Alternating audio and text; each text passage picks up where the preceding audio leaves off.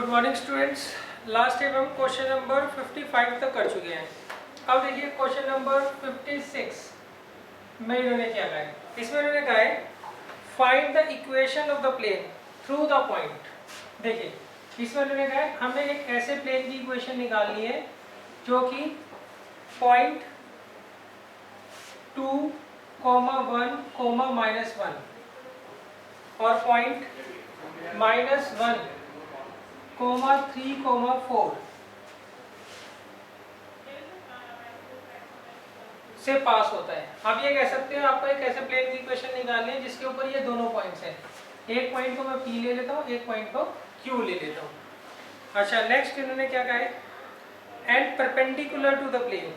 और ये जो गिवन प्लेन है एक दूसरे प्लेन के क्या है, परपेंडिकुलर है। और इस प्लेन की इक्वेशन आपको दे रखी है इन्होंने x - 2y + 4z = 10। ठीक है, क्वेश्चन तो आगे समझ। अब ये पहला पार्ट है, फिर इसके बाद एक और पार्ट है वो बाद में देखते हैं।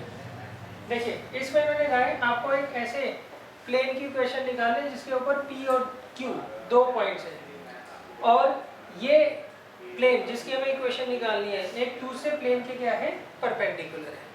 सही। तो हमें क्या करना है, इस प्लेन की इक्वेशन फाइंड आउट करनी है। तो सबसे पहले देखिए इक्वेशन ऑफ प्लेन क्या होती है।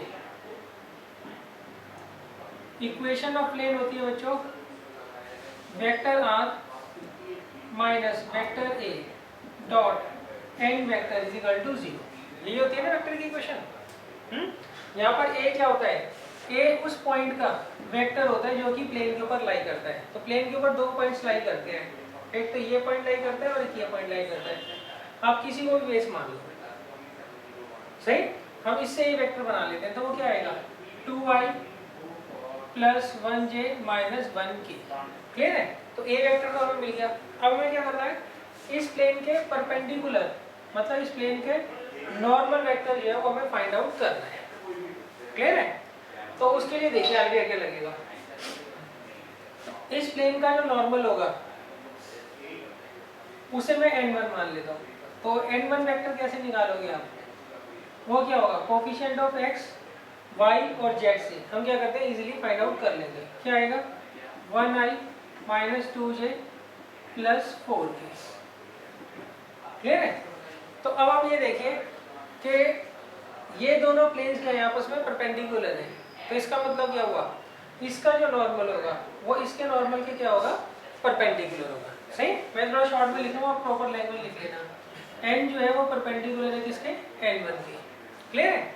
अच्छा, अब देखो फ्रॉम फिगर देखो, अगर आप पॉइंट P और Q को ज्वाइन करते हो तो इस केस में ये जो PQ वेक्टर होगा ये भी तो n के परपेंडिकुलर होगा ना। सही। तो इसका जो नॉर्मल होगा वो PQ के भी परपेंडिकुलर होगा और इसका जो नॉर्मल होगा उसके भी परपेंडिकुलर होगा। तो अब देखो इसका जो नॉर्मल n है वो n1 के भी परपेंडिकुलर है और PQ के भी परपेंडिकुलर है। तो इससे हम ये बोल सकते हैं कि वेक्टर n जो होगा वो किसके बराबर होगा, वेक्टर n और वेक्टर PQ के, वेक्टर n1 और वेक्टर PQ के क्रॉस प्रोडक्ट के बराबर होगा। आगे बात समझ। देखिए n इसके भी परपेंडिकुलर है, n इसके भी परपेंडिकुलर है। तो इसका मतलब n जो होगा वो इनका क्या होगा, क्रॉस प्रोडक्ट होगा। ये तो आती बात समझ। तो अब आप क्या कर लोगे, पॉइंट A का पोजीशन वेक्टर भी फाइंड आउट कर लोगे और नॉर्मल का भी पोजीशन वेक्टर फाइंड आउट कर लोगे। अब कैसे करेंगे वो देख लीजिए आप। हम सबसे पहले n वेक्टर निकालते हैं। तो क्रॉस प्रोडक्ट निकालने का क्या तरीका होता है, पहले हम क्या करते हैं ij लिखते हैं, फिर जो n1 है उसके i, j और k के कोफिशिएंट लिख देंगे। क्लियर है। फिर हम क्या करेंगे, PQ के लिखेंगे ना ij के ऑप्शन। तो उसके लिए पहले मैं PQ वेक्टर फाइंड आउट कर लेता हूँ। PQ क्या आएगा बताओ, -1 - 2, फिर आगे -3i, 3 - 1 2j, 4 + 1 5, ये आएगा। क्लियर है। तो इसका हम क्या लिखेंगे, -3, 2 और 5। अब इसे सॉल्व कर लेंगे, ऐसे रो और कॉलम ढक लेंगे। कितना आएगा, -10 - 8 ये कितना आएगा 5 + 12 और ये 2 - 6 तो कितना आ जाएगा बच्चों -18i -17j -4k। तो ये नॉर्मल आ गया। क्लियर है। अब हमने क्या किया, वेक्टर ए भी फाइंड आउट कर लिया और वेक्टर एन भी फाइंड आउट कर लिया। इससे हम क्या करेंगे, इक्वेशन निकाल लेंगे प्लेन की। तो इक्वेशन ऑफ प्लेन वो क्या होती है बच्चों, vector r minus vector a dot n vector is equal to 0। तो वेक्टर आर माइनस ए देखिए क्या है, वो है 2i + 1j - 1k dot N कितना दे रखा है बच्चों,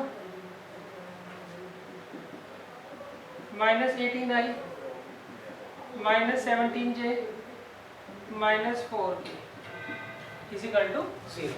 अब मैं निकालता हूँ इसका, इसके साथ डॉट प्रोडक्ट निकालूंगा तो कितना आएगा देखिए, 18x -17y -18x -17y -4z, यही आएगा ना बच्चों।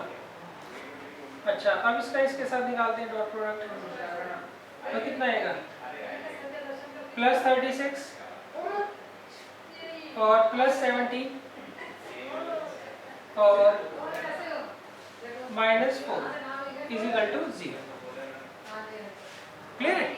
ये कितना आ जाएगा -18x -17y -4z और -49 इज इक्वल टू 0। तो इसको उधर ले जाइए आप।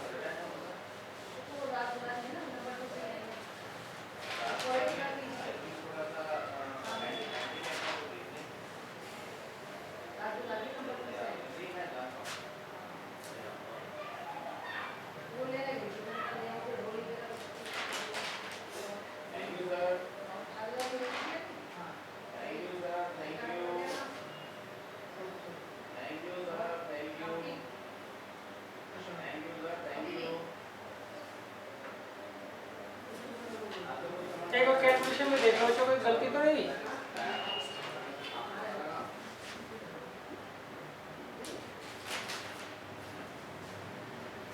मैं ऐसा करता हूँ, इसका जो माइनस है ना पूरे का वो यहाँ ले आता हूँ, मुझे कुछ गड़बड़ लग रही है सही।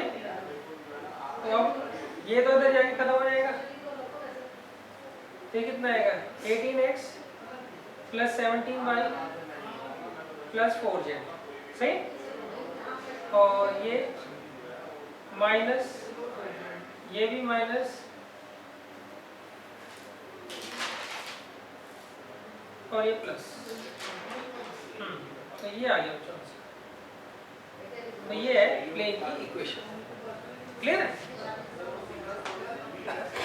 तो कैलकुलेशन आप चेक कर लेना एक बार। क्लियर है। तो ये तो फर्स्ट पार्ट है। अब देखिए सेकंड पार्ट में आपको कैसे करना है। सेकंड पार्ट में इन्होंने पूछा हुआ है आपको ये शो करना है, show that the plane thus obtain contain this line. सही है। आपको एक लाइन की इक्वेशन दे रखी है, वो हमें चेक करके बताना है वो इस प्लेन के ऊपर लाई करती है। क्लियर है। तो देखिए इसको कैसे करेंगे।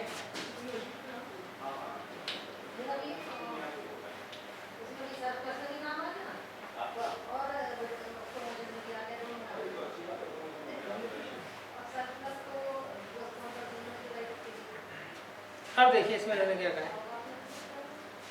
हाँ प्लेन की इक्वेशन क्या थी बताना बच्चों, 18x + 17y + 4z is equal to 49, ये आई थी ना। अब वो कहते हैं आपको एक लाइन की इक्वेशन दे रखी है, वो दे रखी है vector r is equal to -i + 3j + 4k plus lambda times 3i - 2j - 5k। ये आपको लाइन की इक्वेशन दे रखी है। सही। अब हमें क्या करना है, चेक करके बताना है ये लाइन जो है इस प्लेन पर लाई करेगी। क्लियर है। तो देखो मान लीजिए ये प्लेन दे रखा है आपको और ये लाइन दे रखी है। लाइन के ऊपर जो पॉइंट होगा वो प्लेन के ऊपर भी तो होगा। क्लियर है। तो यहाँ पर देखिए ये जो लाइन है ये किसको रिप्रेजेंट करती है, ये इस चीज को रिप्रेजेंट कर रही है कि ये जो लाइन है ये किस पॉइंट से पास हो रही है, -1,3,4 से पास हो रही है। और इस लाइन के पैरेलल एक वेक्टर है, वो क्या है 3i - 2j - 5k।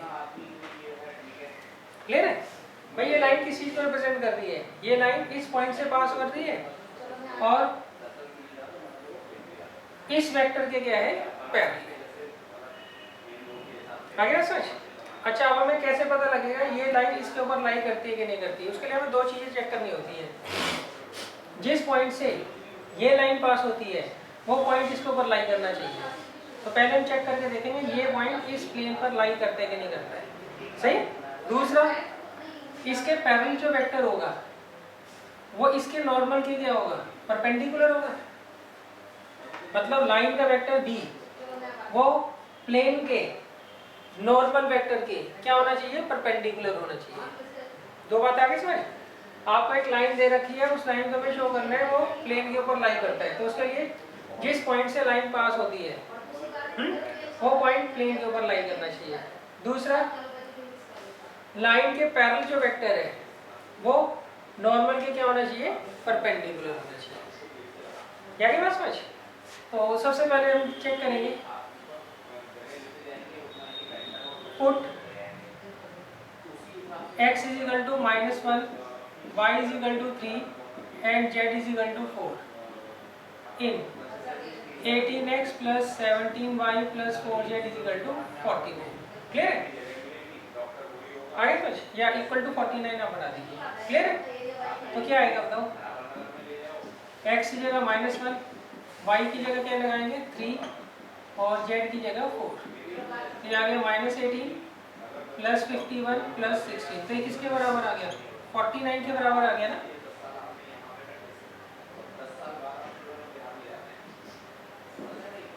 क्लियर है। तो ये 49 किसके बराबर है, इसकी राइट हैंड साइड के बराबर है ना, इक्वल टू RHS। देयरफॉर ये जो पॉइंट है lies on plane 18x plus 17y plus 4z is equal to 40। क्या बात समझ। तो ये तो हमने चेक कर लिया कि ये जो पॉइंट है ये इस प्लेन के ऊपर लाई करता है। सही। अच्छा अब हम क्या चेक करेंगे, इसका जो नॉर्मल है वो इसके बी वेक्टर के क्या होगा, परपेंडिकुलर होगा। Now we will solve n dot b। Clear है। n वेक्टर क्या है बताओ, 18i plus 17j plus 4k और b वेक्टर क्या है बच्चों, 3i minus 2j minus 5k। तो कितना है 54 माइनस 34 माइनस 20, तो ये 0 आ गया ना। फिर हम क्या लिखेंगे, सिंस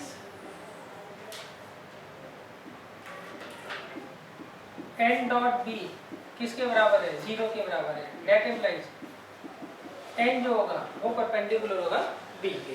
सही। अच्छा इससे पहले मैंने वही इक्वेशन 1 2 मानी थी क्या, नहीं मानी थी ना। तो इसको मैं ले लेता हूँ 1 और इसको ले लेता हूँ 2। अब देखिए फ्रॉम फर्स्ट एंड सेकेंड, सही, line with equation vector r is equal to -i plus 3j plus 4k plus lambda times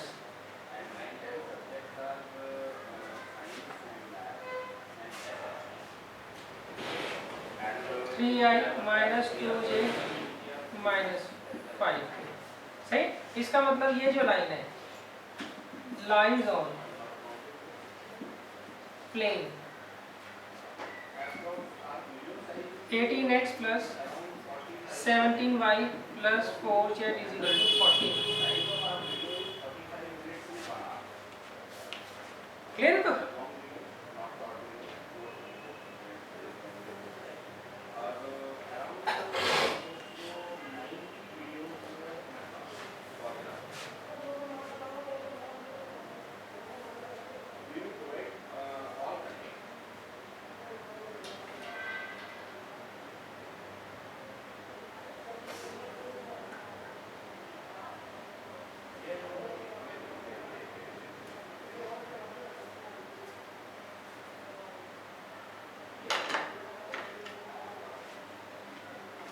कर लोगे बच्चों? हो सकता है कि उसका पूरा पार्ट ना है, कोई एक ही पार्ट आ जाए। सही है, दोनों पार्ट तो काफी लेंथी हो जाएंगे, एक ही पार्ट तो 4 नंबर में आ जाए।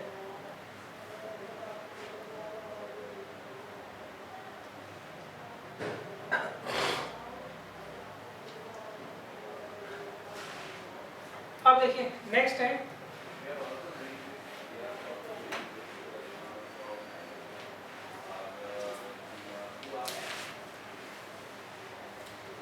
Question number 57। देखिए क्वेश्चन नंबर 57 में मैंने कहा है find the equation of the plane parallel to this plane.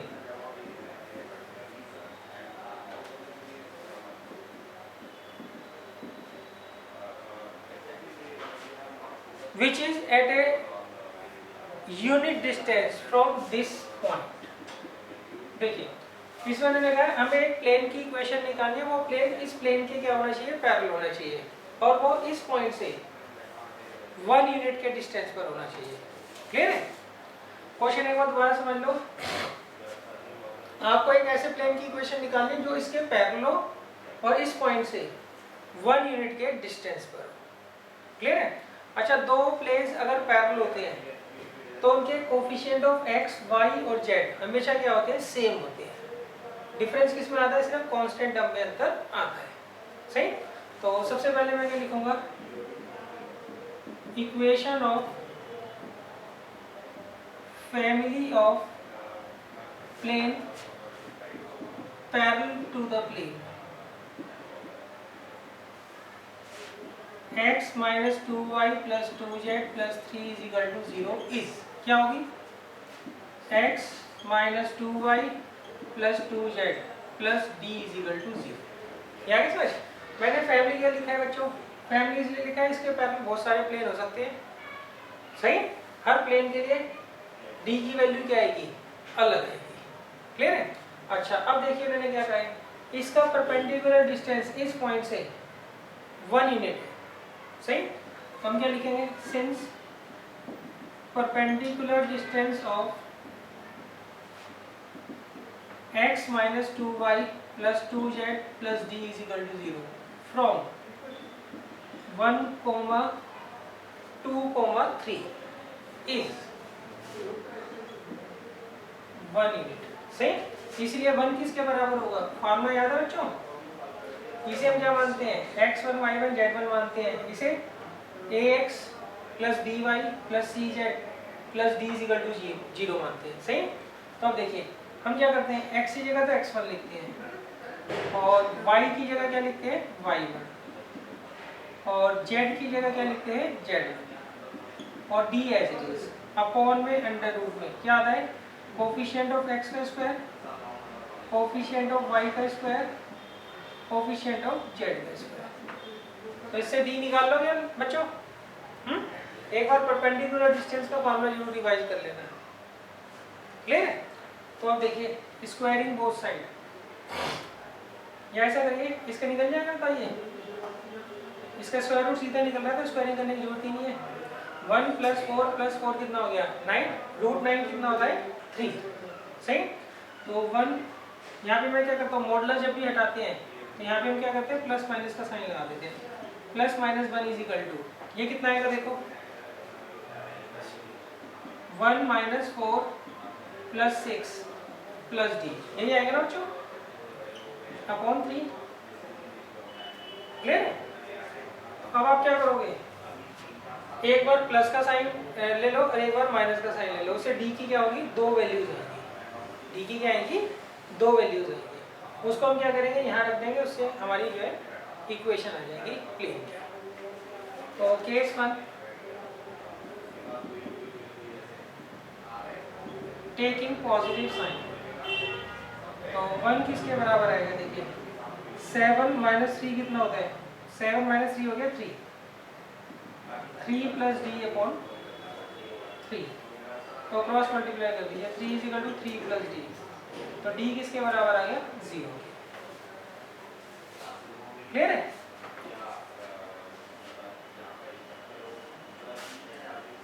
और तो देयरफॉर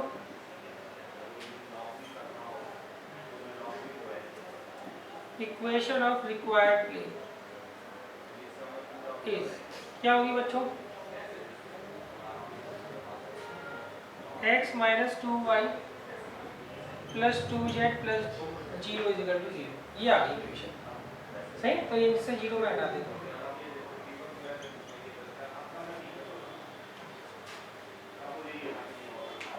अब देखिए नेक्स्ट है केस 2,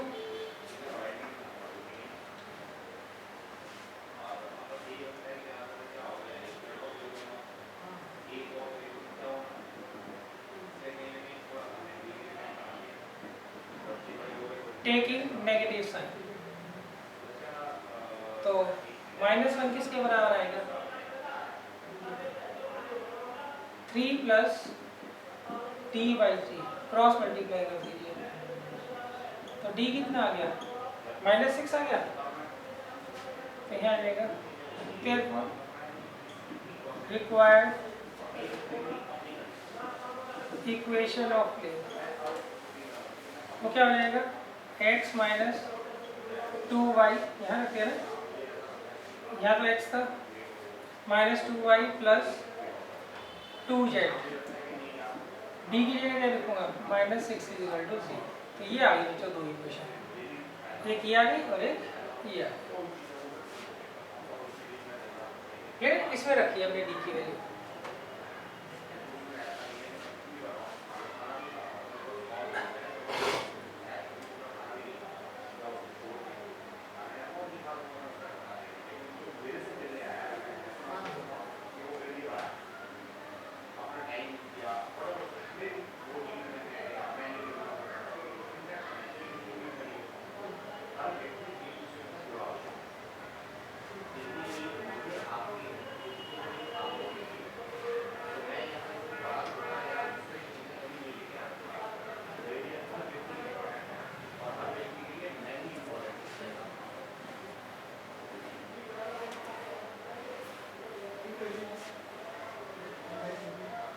अब देखिए नेक्स्ट है question number 58।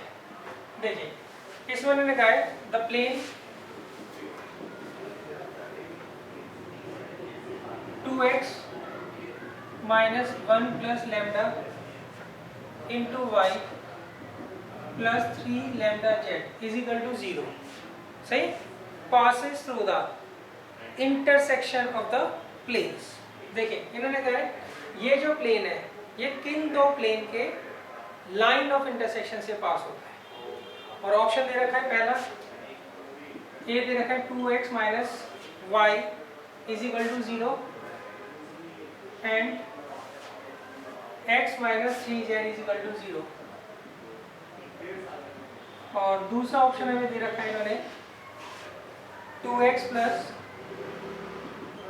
3z is equal to 0 and y is equal to 0, और तीसरा दे रखा है आपको 2x minus y plus 3z is equal to 0 and y minus 3z is equal to 0, और d लास्ट दे रखा है नन ऑफ दीज।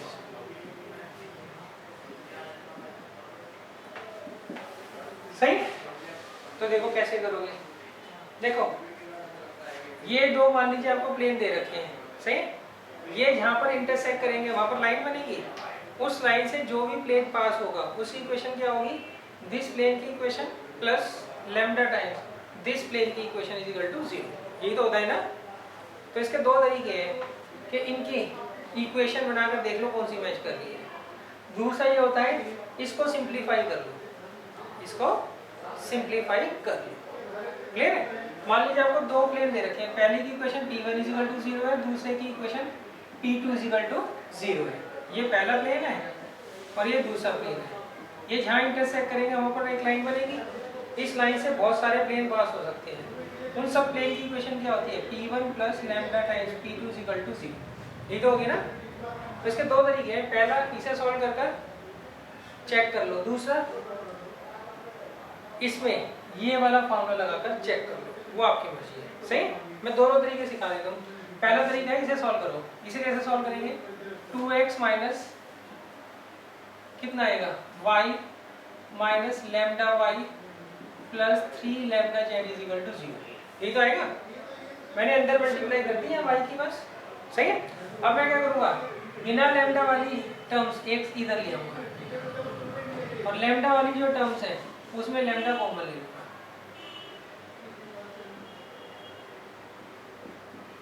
क्लियर है। अब इसको इससे कंपेयर कर लो, इसको इससे कंपेयर कर लो। तो पहला प्लेन क्या होगा बताओ, उसकी इक्वेशन होगी 2x minus y is equal to 0 और दूसरे की इक्वेशन क्या होगी 3z माइनस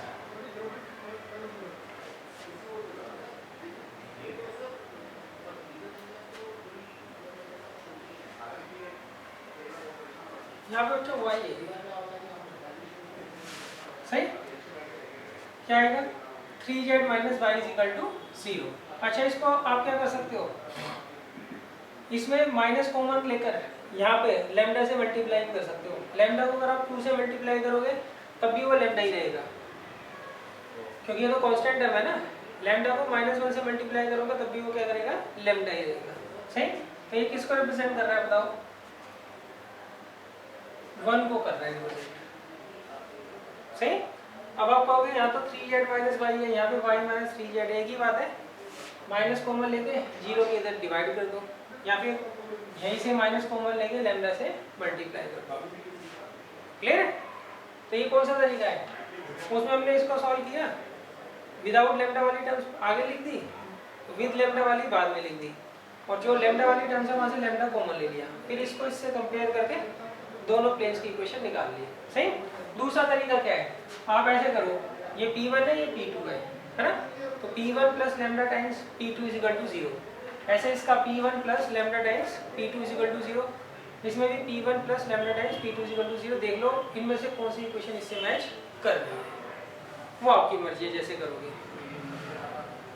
क्लियर है। तो अब देखिए नेक्स्ट है क्वेश्चन नंबर 59।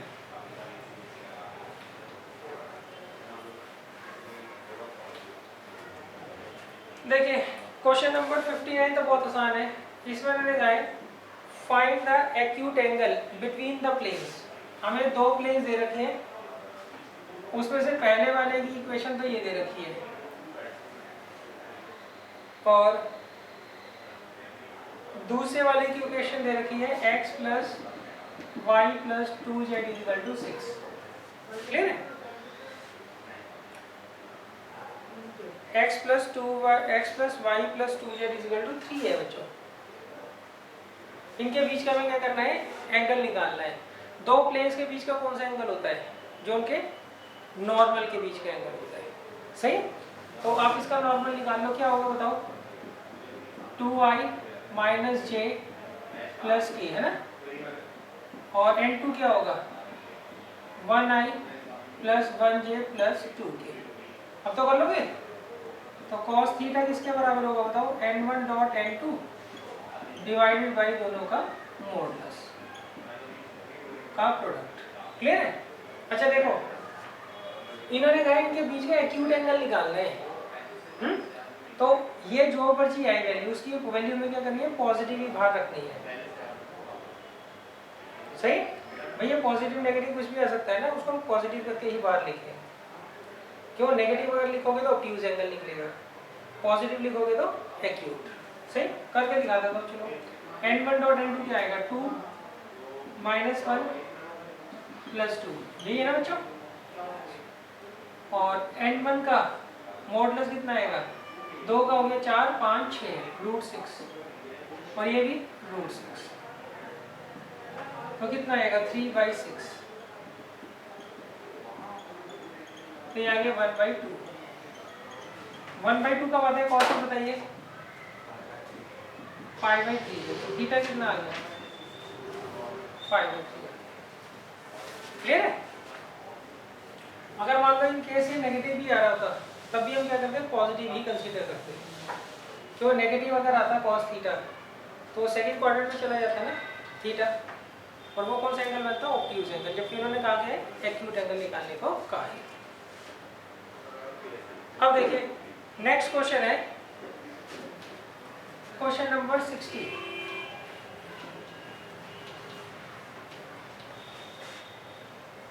क्वेश्चन नंबर 60 में मैंने कहा है the distance between two planes. हमें यहाँ पर दो प्लेन्स दे रखे हैं, हमें इनके बीच का क्या है, डिस्टेंस फाइंड आउट करना है।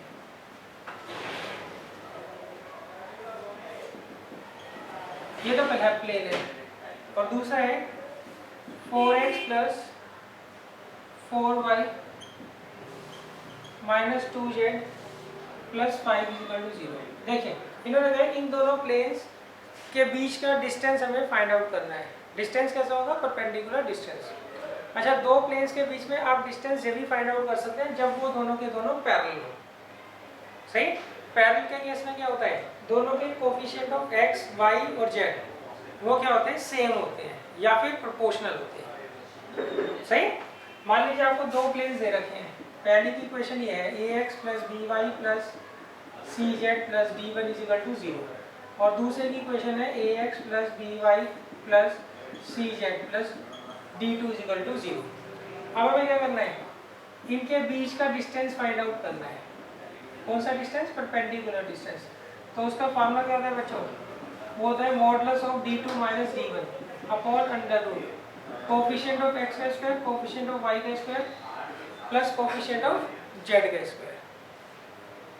यही होगा ना, क्लियर है। अच्छा, आप एक चीज देख रहे होंगे, यहाँ पर दोनों प्लेन में कोफिशिएंट ऑफ x, y और z सेम है, यहाँ पर अलग है। तो हम क्या करेंगे, यहाँ पर पहले सेम बना लेंगे। सही, क्या तरीका है, इनमें देखो कितने का अंतर है, डबल का अंतर है ना।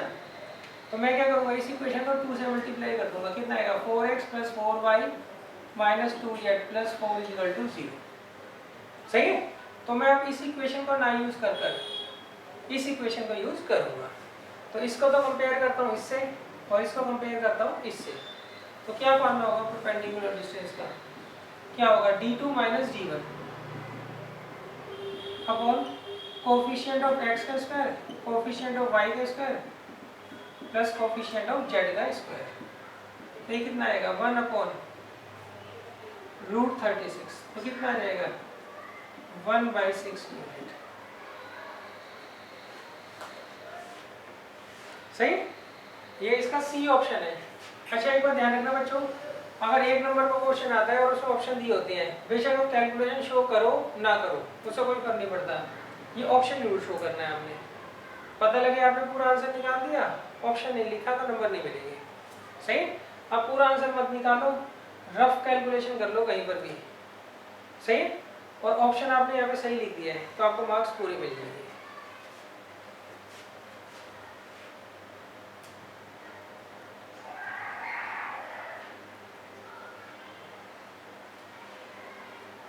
अच्छा, अब देखिए नेक्स्ट क्वेश्चन है, इसमें जो है आपको एक पॉइंट दे रखा है 1,3,4, उसकी हमें जो है इमेज निकालनी है। सही, किसके रेस्पेक्ट, प्लेन के रेस्पेक्ट। प्लेन की इक्वेशन है 2x minus y plus z plus 3 is equal to 0। तो ये क्वेश्चन तो हमने कर रखा है ना, बताओ।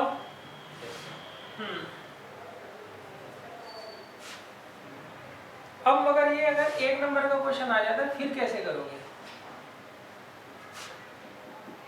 1, 3, 4 की इमेज हमें जो है किसके रेस्पेक्ट निकालनी है, 2x minus y plus z plus 3 is equal to 0। और ऑप्शन क्या दे रखे हैं बच्चों? ऑप्शन आपको दे रखा है 3, 5, 2, दूसरा -3, 5, 2, तीसरा 3, 5, -2 और 4 दे रखा है 3, -5, 2। ये चार आपको जो है पॉइंट दे रखे हैं, सही। अच्छा, अगर ये 4 नंबर का है तो मैंने उसका तरीका सिखा ही रखा है, सही। अब ये मान लो ये जो पॉइंट P है इसकी इमेज यहाँ Q पर बन रही है, सही। अब ये Q किन दो कंडीशन को सेटिस्फाई करेगा? सबसे पहला P और Q का जो मिड पॉइंट होगा वो इस प्लेन पर लाई करेगा। दूसरा PQ जो है, सही, वो इस प्लेन के क्या होगा? परपेंडिकुलर होगा। इस प्लेन के क्या होगा? परपेंडिकुलर होगा। क्लियर है? तो आप क्या करो, पहले इस पॉइंट को चेक कर लो, सही। कैसे चेक करेंगे? इनका मिड पॉइंट निकालो, कितना आएगा देखो, 2, 4, 3, यही तो आएगा। इसको यहाँ पुट करके देख लो। हम ये देख करेंगे ना, ये पॉइंट इसके ऊपर लाई करता है कि नहीं करता। अगर लाई करता होगा तो ये जो पॉइंट है ये इसकी इमेज हो सकती है। पहली कंडीशन तो चेक हुई जाएगी ना हमारी, सही है। तो 4 -4 +3 इज इक्वल टू 0 नहीं हो रहा, नहीं आ रहा ना, 0 इज इक्वल टू 0। तो इसका मतलब ये तो पॉइंट नहीं है। अब दूसरा पॉइंट देख लो, क्या दे रखा है? -3, 5, 2। क्लियर?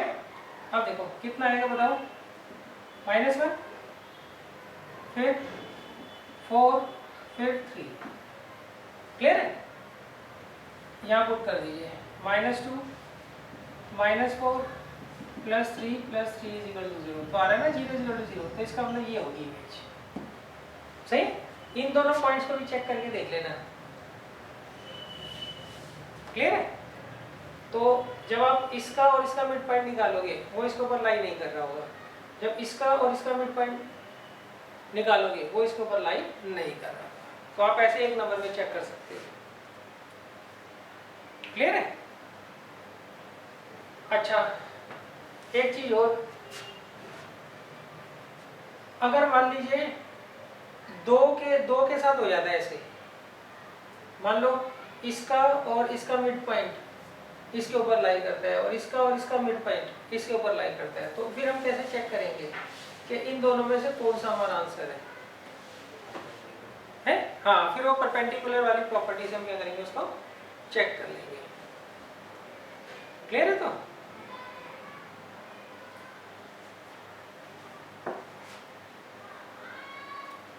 अब देखिए नेक्स्ट है क्वेश्चन नंबर 62। इसमें उन्होंने क्या कहा है, ये तो काफी इजी क्वेश्चन है। इसमें उन्होंने कहा है the equation of the plane which cuts off equal intercept of unit length on coordinate axis. इन्होंने कहा है आपको एक प्लेन दे रखा है, वो इक्वल इंटरसेप्ट काटता है कितने का? 1 यूनिट का, तीनों एक्सिस पे। तो उस प्लेन की हमें क्या करनी है, इक्वेशन फाइंड आउट करनी है, सही। तो आप क्या करिए, सबसे पहले ये बना लीजिए, ये एक्स एक्सिस हो गया, ये जेड हो गया और ये वाई हो गया। अब ये प्लेन है, सही, वो तीनों एक्सिस पे इक्वल इंटरसेप्ट बनाता है और वो इंटरसेप्ट की लेंथ कितनी है? 1 यूनिट है। तो यहाँ पर एक्स इंटरसेप्ट क्या है? 1, वाई इंटरसेप्ट क्या है? 1 और जेड इंटरसेप्ट कितना है? 1। क्लियर है? तो इसकी इक्वेशन क्या होगी? अच्छा, एक प्लेन है, उसका एक्स इंटरसेप्ट ए है, वाई इंटरसेप्ट बी है और जेड इंटरसेप्ट सी है। तो उसकी इक्वेशन ये होती है ना बच्चों, अब रख दीजिए आपने ए बी और सी की जगह 1। तो क्या आ जाएगा? x + y + z = 1। ये आ जाएगी इक्वेशन, सही। कौन सा ऑप्शन है इसका? ये ए ऑप्शन है।